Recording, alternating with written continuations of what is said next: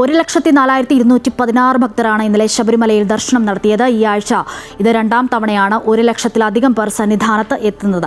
അതേസമയം മണ്ഡല പൂജയ്ക്കൊരുങ്ങി ശബരിമല. തങ്കയങ്കി ഘോഷയാത്ര നാളെ സന്നിധാനത്തെത്തും. തീർത്ഥാടകരുടെ എണ്ണം വർദ്ധിക്കുന്നതിനാൽ തിരക്ക് നിയന്ത്രിക്കാൻ പ്രത്യേക ക്രമീകരണങ്ങൾ ഏർപ്പെടുത്തിയിട്ടുണ്ട്. വിവരങ്ങളുമായി സന്നിധാനത്തു നിന്നും കിരൺ ചേരുന്നുണ്ട്.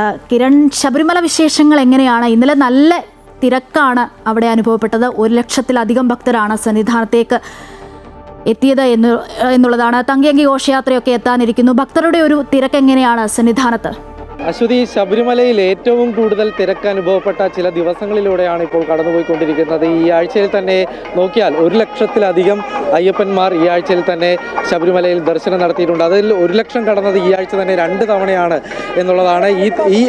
ഇന്നലെ, അതായത് 1,04,216 അയ്യപ്പന്മാരാണ് ശബരിമലയിൽ 18-ാം പടി ചവിട്ടി ദർശനം നടത്തിയത്. ഈ സമയത്ത് ശബരിമലയുടെ ചാർജുള്ള സ്പെഷ്യൽ ഓഫീസർ നമ്മോടൊപ്പം ഉണ്ട്, ബാലകൃഷ്ണ സാർ. അദ്ദേഹത്തോടു കൂടി തന്നെ ഈ ശബരിമല തിരക്കും മറ്റ് വിശേഷങ്ങളൊക്കെ അന്വേഷിക്കാൻ. സാറ്, വലിയ തിരക്കുള്ള ദിവസങ്ങളാണ് കടന്നുകൊണ്ട് പോകുന്നത്.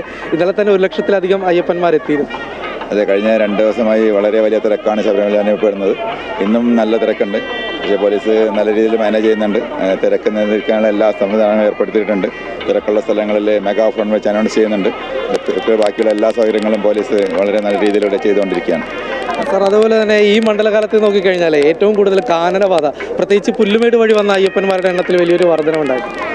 അത് പിന്നെ ഈ വർഷം അത് വലിയ തോതിൽ വർധനവ് കാണുന്നുണ്ട്. അത് ചില ആൾക്കാർ അതിൻ്റെ റീൽസ് ഇട്ടിട്ടുണ്ടെന്നാണ് അറിഞ്ഞത്. അതിൻ്റെ നല്ല വശം മാത്രമേ അവർ പറഞ്ഞിട്ടുള്ളൂ.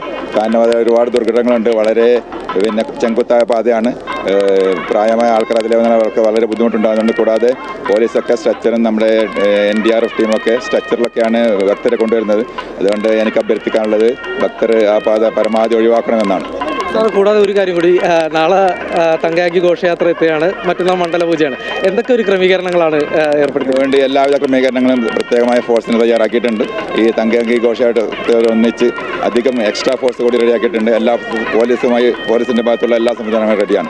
വളരെയധികം നന്ദി. ഏതായാലും സന്നിധാനം സ്പെഷ്യൽ ഓഫീസറാണ് നമ്മളോടിപ്പോൾ പ്രതികരിച്ചത്. വലിയൊരു തിരക്ക് ഉള്ള ദിവസം, അല്ലെങ്കിൽ ഈ ഒരു മണ്ഡലകാലം തന്നെ എന്ന് തന്നെ പറയേണ്ടിയിരിക്കുന്നു. തുടക്കഘട്ടത്തിൽ മുതൽ തന്നെ വലിയ തിരക്ക് അനുഭവപ്പെട്ടുകൊണ്ടിരുന്നു. കൂടാതെ അദ്ദേഹം സൂചിപ്പിച്ചൊരു കാര്യം കൂടിയുണ്ട്. ഈ കാനനപാത വഴി വന്ന അയ്യപ്പന്മാരുടെ എണ്ണത്തിൽ വലിയൊരു വർധനവുണ്ടായ ഒരു വർഷം കൂടിയാണ് ഈ വർഷം. പുല്ലുമേട് വഴി വലിയ രീതിയിൽ തന്നെയാണ് അയ്യപ്പന്മാരുടെ വരവുണ്ടായിരുന്നത്. പ്രത്യേകിച്ച് ആ സ്ഥലങ്ങളിലെ, ഈ പുല്ലുമേട് വഴി വരുന്ന സ്ഥലങ്ങളിലെ കാനനപാതയുടെ ഭംഗി, ആ പ്രകൃതി സൗന്ദര്യം ആസ്വദിക്കാൻ തന്നെയാണ് ഏറ്റവും കൂടുതൽ അയ്യപ്പന്മാർ ആ വഴി തിരഞ്ഞെടുക്കപ്പെട്ടത് എന്നുള്ളൊരു കാര്യമാണ്. എന്നാൽ ഈ വഴിയുടെ ചില ദുർഘടമായ വശങ്ങളുണ്ട്. അത് ചില ഭക്തർക്ക് ബുദ്ധിമുട്ടുകൾ ഉണ്ടാക്കിയിട്ടുണ്ട് എന്നുള്ളൊരു കാര്യം തന്നെയാണ്. ഏതായാലും നാളെയാണ് ശബരിമലയിലേക്ക് തങ്കയങ്കി ഘോഷയാത്ര എത്തുന്നത്. കൂടാതെ മറ്റന്നാളാണ് ഈ മണ്ഡല പൂജയുടെ സമാപ്തി നടക്കുന്നത്, മണ്ഡല പൂജ നടക്കുന്നത്.